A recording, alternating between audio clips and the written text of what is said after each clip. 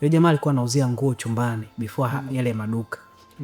Umeelewa? Kwa hiyo nikaenda nikasema mimi unauzaje hapa chumbani? Akaniambia dogo, mimi na page ya Instagram ndo natumia kuuza. Huko pia unaweza kufanya sponsor, ukafanyaje?